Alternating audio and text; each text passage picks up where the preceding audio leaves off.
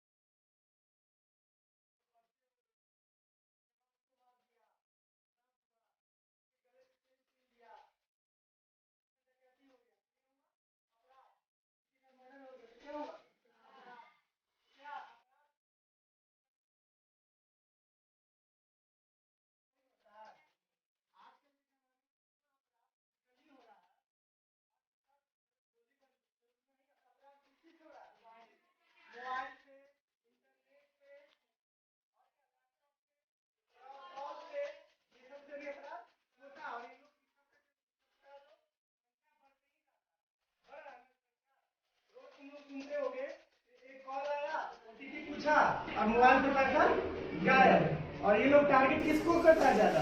जो अमीर लोग उतना नहीं फंसेगा, बूढ़े लोग को करता है, जो अनपढ़ रहते हैं, थोड़ा सा कम पढ़े लिखे रहते हैं, जिनको इन सब चीज समझ नहीं रहता।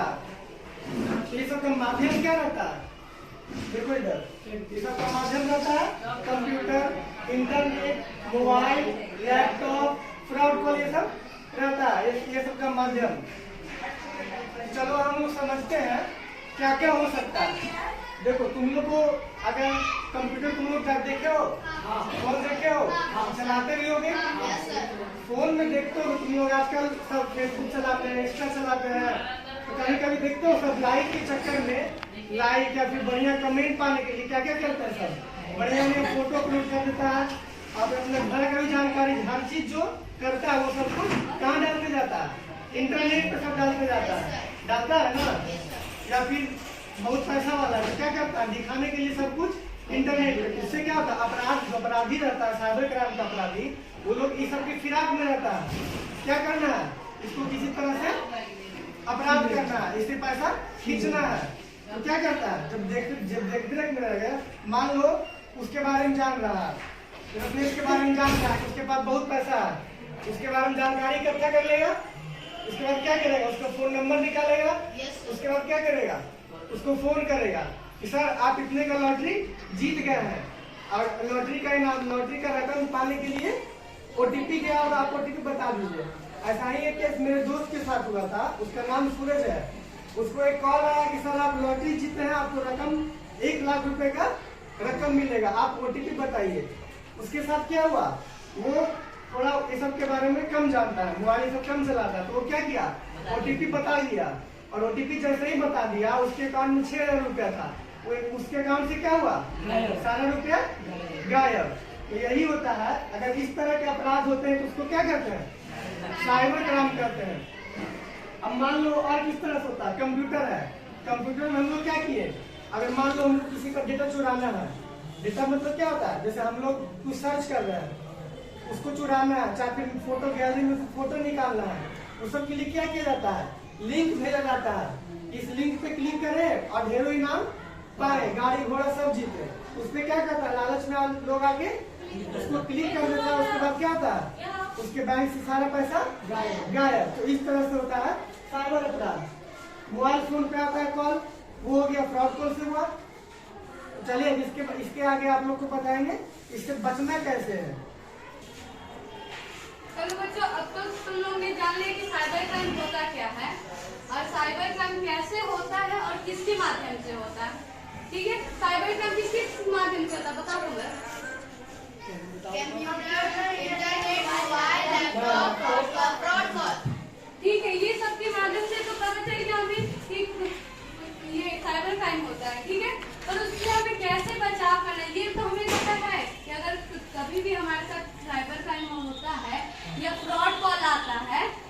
हम कैसे उससे बचेंगे? अब कभी भी हमारे घर पे कॉल आता है कि नहीं कि आपका नाम ये है, आपको 10 लाख की लॉटरी लगी है, आप अपना अकाउंट, आपके मोबाइल पे एक OTP नंबर जाएगा, वो OTP हमें बताइए जिससे आपके अकाउंट में 10 लाख रुपए ट्रांसफर हो जाएंगे। तो हम लोग कभी कभी सोचते हैं कि क्या सही बात है, हम लोग तो बहुत खुश हो जाते होंगे कि हमें भाई 10 लाख का लॉटरी लग गया। पर कभी ये सोचा है कि लॉटरी जब हम किसी चीज भी खेले ही नहीं तो हमें लॉटरी कैसे लगे? कभी किसी ने सोचा? इससे तो हम ये सोच सके ना कि जरूर हमारे साथ कोई फ्रॉड कर रहा है। अगर हम उसको अपना OTP नंबर बता देंगे तो हमारे अकाउंट में तुरंत जितने भी हमारे अकाउंट में पैसा होगा वो तुरंत वो पैसा सारा हमारे अकाउंट से ट्रांसफर कर लेगा अपने अकाउंट में। तो उसी तरह हमें इससे बचाव करने के लिए क्या क्या करना चाहिए? जैसे देखो, साइबर क्राइम से बचाव के लिए पहला है अनजान लिंक पर क्लिक ना करें। आजकल सभी लोग एंड्रॉइड फोन यूज करते हैं, सबके घर में होगा। तो कभी कभी कोई लिंक आता है मोबाइल पे कि आप इस लिंक पे क्लिक करिए जिससे आपके अकाउंट में पैसा इतना चले जाएगा, आपका लॉटरी लगेगा। मैक्सिमम हम लोग जब भी कुछ चीज देखते हैं तो उस पर एक लिंक आता है, तो कभी भी हमें उस लिंक पे क्लिक नहीं करना चाहिए, क्योंकि जिस लिंक के बारे में हमें जानकारी ना हो उस पर हम क्लिक कभी नहीं करेंगे। ठीक है। दूसरा है ऑनलाइन स्कीम और लॉटरी पर भरोसा ना करें। स्कीम मतलब ऑफर।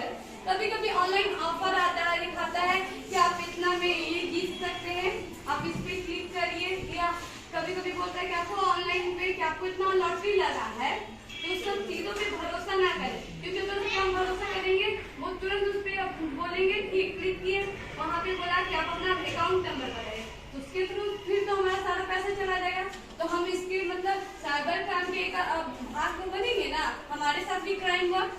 तीसरा है पब्लिक वाईफाई का उपयोग ना करें। कभी कभी होता है कि हम लोग फोन नहीं चल रहा है, दूसरे के मोबाइल में फोन नेट चल रहा है, तो बोलते नहीं कि अपना हॉटस्पॉट दो तो वाईफाई ऑन करो, हम कनेक्ट कर देंगे।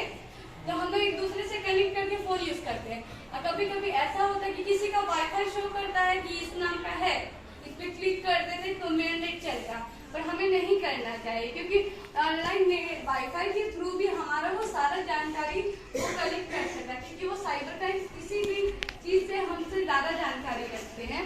तीसरा है व्यक्तिगत जानकारी को दूसरे को साझा ना करें। मतलब व्यक्तिगत जानकारी मतलब जो हमारा पर्सनल इंफॉर्मेशन है, जो हम सिर्फ जानते हैं, जैसे अपना बैंक का अकाउंट नंबर, ATM का पासवर्ड, सिर्फ हम ही लोग क्या जानते हैं, बाकी दूसरे लोग तो नहीं जानते हैं। अब कभी कॉल आ गया कि आप अपना अकाउंट नंबर बताइए, उसका पासवर्ड बताइए, या आपके मोबाइल पे OTP गई है, ये सब हमारी व्यक्तिगत जानकारी है जो हमें किसी भी दूसरे को नहीं बताना चाहिए। ये सिर्फ हम अपने या अपने परिवार के लोगों तक ही रखना चाहिए।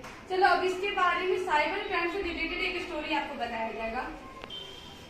चलो, तो अभी कुछ हमारे पास जानकारी आई क्या है कि साइबर अपराध क्या है, फिर इसके बाद जाने कि साइबर अपराध का माध्यम क्या है, फिर इसके बाद तुम जाने कि साइबर क्राइम का बचाव। इसी से जुड़ा एक कहानी है जो आप सभी के समक्ष प्रस्तुत कर रहा हूँ। आप सभी के पास मोबाइल फोन होता है? Yes sir. होता है। हम लोग उस फोन, उस पर जो कॉल आता है उसको रिसीव भी करते हैं। हमारे पास अगर जानकारी का अभाव रहता है, मतलब किसी भी चीज के बारे में जानकारी नहीं रहती है और डायरेक्ट किसी भी व्यक्ति से अनजान नंबर से आपका कॉल आता है, तो आपसे जो चीज पूछता है उसको आप जानकारी के अभाव रहने के कारण उसको तुरंत क्या करते हैं, बता देते हैं, जो कि एक माध्यम बन जाता है। किसका माध्यम बन जाता है, आप सही बताइए, किसका माध्यम बन जाता है? साइबर अपराध का माध्यम बन जाता है। तो एक कहानी है, कुछ समय पहले की बात है। एक बैंक सेक्टर से किसी व्यक्ति के यहाँ फोन आता है। फोन आता है कि आपका KYC, आजकल आधार कार्ड और बैंक पासबुक और पैन कार्ड सब क्या होता है, एक दूसरे से लिंक होता है। बाद फोन आता है कि आपका KYC करना है, कुछ जानकारी चाहिए, आप हमको बताइए। हम बैंक का नाम बताता है, हम ये बैंक से बोल रहे हैं। वो व्यक्ति अनजान होने के कारण क्या होता है, इस जानकारी से क्या वो अभी तक परिचित नहीं है, कि जो साइबर अपराध इससे वो परिचित नहीं है, इसके बारे में वो कुछ जानता नहीं है। उसके पास डायरेक्ट कॉल आता है, कहता है कि हमको साइबर KYC करना है। तो जानकारी क्या मांगता है कि आपका बताइए कि आधार कार्ड का नंबर बताइए। तो व्यक्ति क्या करता है कि आधार कार्ड का नंबर बताता है, फिर उससे पूछता है कि बैंक का जो डिटेल रहता है, जैसे बैंक रहता है ना, पासबुक में क्या रहता है, बैंक के पासबुक में अकाउंट नंबर रहता है, IFSC कोड रहता है, वो सब चीज उससे पैन कार्ड का नंबर मांगा। पैन कार्ड का नंबर उसको क्या किया गया, वो भी दे दिया। उसके बाद जैसे ही वो व्यक्ति उसको पैन कार्ड का नंबर, आधार कार्ड का नंबर दिया, उसके अकाउंट में जो कुछ भी बैलेंस था वो साइबर अपराधी क्या किए, उसके बैंक खाता से अपने खाता में लिए। तो ये स्टोरी है। इसी स्टोरी को से हमको सीख लेना चाहिए कि भविष्य में कभी भी अगर साइबर से जुड़ा कोई भी चीज जिसको आप नहीं जानते, अगर आपके पास कॉल आता है तो उसको रिसीव कीजिए, ठीक है ना, लेकिन अपना जानकारी को अपने पास सीमित रखिए। ज्यादा से ज्यादा चीज को अपने पास क्या रखिए, सीमित रखने का प्रयास कीजिए, ताकि हम लोग क्या रह सके, सुरक्षित रह सके। अभी के डेट में हम लोग मोबाइल का बहुत इस्तेमाल कर रहे हैं ना, मोबाइल का, इंटरनेट का, तो कहीं ना कहीं एक माध्यम बन जाता है। कपड़ा वगैरह का ऐड में भी क्या होता है कि कपड़ा करेक्ट क्या करता है, उसको गिरा कर दिखाता है, या फिर मोबाइल करेक्ट जो क्या करता है, साइट क्या करता है, उसको 10,000 का मोबाइल सीधे करता है 5,000। आदमी समझता है कि नहीं, तो 5,000 10,000 मोबाइल 5,000 मिल जाए, और क्या करता है, कहता है कि पेमेंट पहले कीजिए तब आपको डिलीवरी देंगे। जैसे ही आप पेमेंट करते हैं उसका क्या हुआ, पैसा फंस गया, कट गया, उसका डिलीवरी भी नहीं आता है। तो क्या आता है, वो साइबर अपराध का एक माध्यम बन जाता है। और इससे अभी के डेट में हमको बहुत ही सुरक्षित रहना चाहिए, क्योंकि भविष्य को देखते हुए ये इंटरनेट का इस्तेमाल जो है वो आए दिन क्या होता रहेगा, बढ़ता रहेगा। इसलिए हम लोग आज के दिन कुछ जानकारी जो आप लोग के समक्ष दिए हैं, इसको आप लोग सीखिए, ठीक है ना। तो बारी बारी से हम आपसे प्रश्न पूछेंगे, ठीक है। आइए मेरे पास खड़ा हो। क्या नाम है? तो आज हम लोग साइबर सुरक्षा जो है, यानी साइबर अपराध जागरूकता दिवस के रूप में क्या सीखें, कुछ एक लाइन। अगर आपके पास किसी अनजान नंबर से कॉल आता है, आपके पास कोई जानकारी देगा, तो क्या आप उसको शेयर कीजिएगा? कीजिएगा, ठीक है। शेयर, ये जानकारी क्या करेगा, ये बच्चा क्या करेगा, जानकारी को शेयर नहीं करेगा। बैठ जाइए, वेरी गुड। आप कराइए। अगर आपके पास कोई लिंक आता है, मोबाइल फोन का इस्तेमाल कर रहे हैं, कोई आपसे पूछता है कि OTP क्या है, OTP क्या होता है, full form, one time password, उसका फुल फॉर्म पूछता है, OTP का क्या आया है, तो आप उसको शेयर कीजिएगा? क्यों नहीं कीजिएगा? क्योंकि उससे हमारी जानकारी उसके पास चली जाएगी, और जो भी वो चुराना चाहता है वो क्या हो जाएगा, आराम से चुरा सकता है। बैठ जाएगी। आप ये बताइए कि अगर मोबाइल फोन यूज करते हैं, इंटरनेट यूज करते हैं, लिंक जो आता है, विदाउट लिंक पर आप क्लिक करना चाहेंगे? नहीं। क्यों नहीं चाहेंगे? क्योंकि उससे हमारा क्या होता है, नुकसान होगा।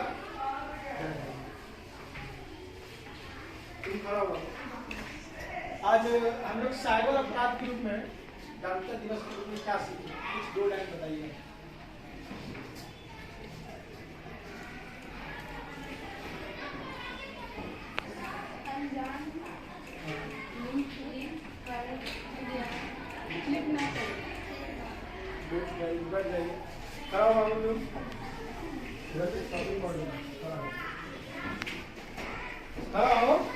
आज अपराध का माध्यम क्या क्या हो सकता है, बताइए।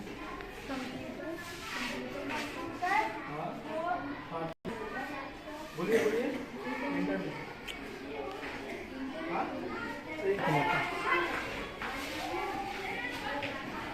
तो आज के लिए हम लोग जो है यहीं पर समाप्त करते हैं। भविष्य में ऐसी कोई जानकारी शेयर नहीं करेंगे जिससे हमें क्या हो, नुकसान हो। Thank you.